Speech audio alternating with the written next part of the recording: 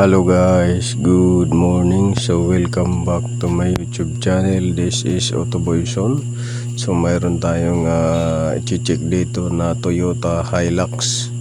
So ang issue nito guys ay kumukurap yung mga ilaw doon sa dashboard at nawala yung power doon sa cigarette lighter. So una nating i-check muna itong mga fuses sa fuse box. So mayroon dyan mga fuses at saka relay. Ating i-check kung may mga busted na burn or anything na abnormal. So i-check natin yan guys para makita natin na walang depekto or may depekto na dyan na fuse or relay. So i-check natin kung anong mga location na designated ang mga relay na yan at saka mga fuses.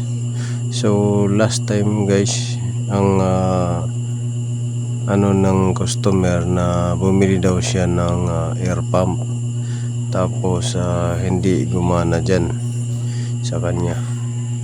Yun yung sabi niya. Ngayon yung air pump na yun siyempre hindi dapat basta-basta na bibili ka dahil mayroong mga wattage dyan na kailangan i-address or bigyan ng concern dahil nakakasunog yan ng mga fuse box at saka mga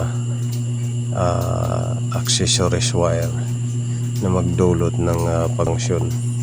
So yan guys, binalik na natin yung niya at tayo dito sa loob guys para tingnan kung anong makikita natin dyan sa internal fuse box nya. So mayroon mga fuse box dyan sa steering, so kailangan mo lang tumihaya at dukutin. So kung mahaba yung ninyo kamay, pwedeng dukutin, kung hindi naman pwedeng tanggalin yung cover. So dyan guys, ating alamin kung saan nag-failure. May fuse box din yan para sa mga accessories. So sundan nyo lang guys at ingat lagi sa mga aftermarket na accessories kasi nagdudulot yan ng pag-short ng linya dahil hindi naman kasama yan sa computation ng engineer na gumawa nito or electronics or mga accessories na kailangan na nakakompute doon sa system ng computer. So dyan nakikita ninyo, pasensya na yung videographer natin dahil yung videographer natin ay hindi pa ganun kabihasa.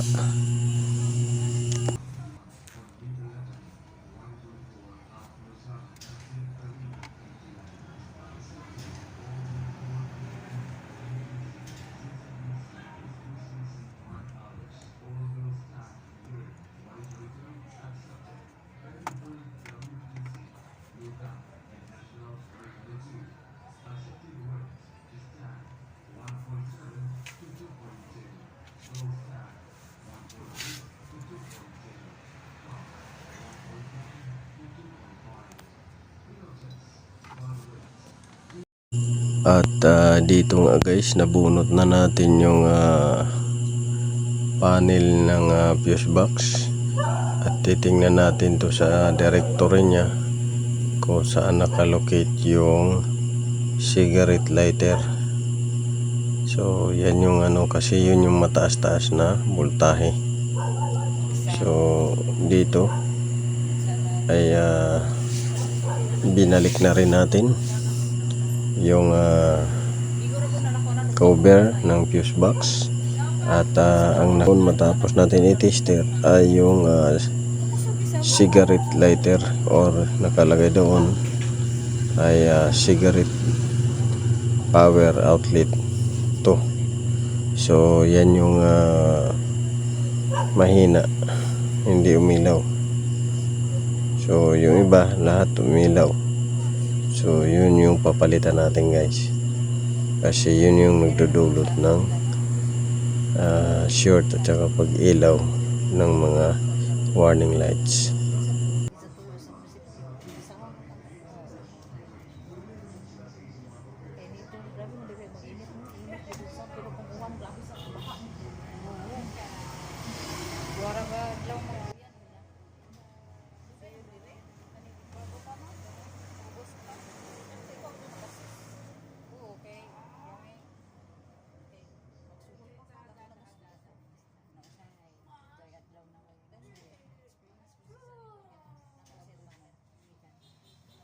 So ito na guys, ito yung luma niya. So pinalitan na natin yan. So sa cigarette lighter yan at saka ano ba yung isang kasama niya sa isang fuse, cigarette lighter at power outlet to. So yan yung dahilan ng pagka wala ng voltahe or power supply ng cigarette lighter. Pero ang pinaka-origin root cause talaga guys ay yung paggamit ng mga aftermarket na equipment or accessories na hindi siya naka-compute doon. So yun lang guys, sana nakakuha kayo ng kunting kaalaman. This is Autoboyson. Don't skip my ads. Just like and share, subscribe my YouTube channel guys.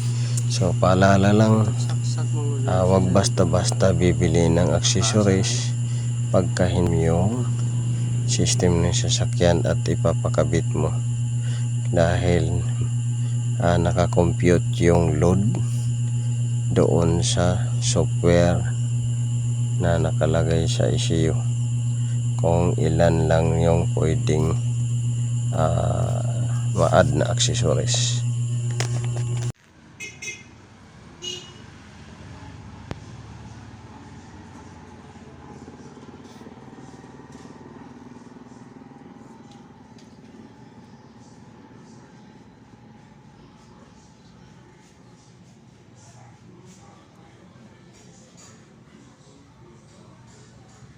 Yan ang putol.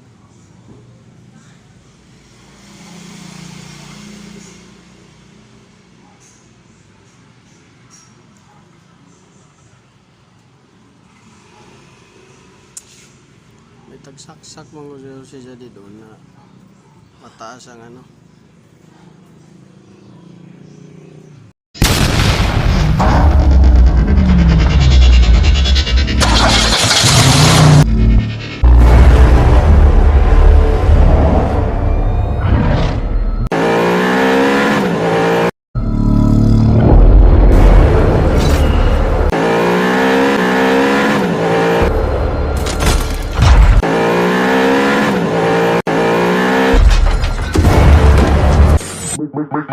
Make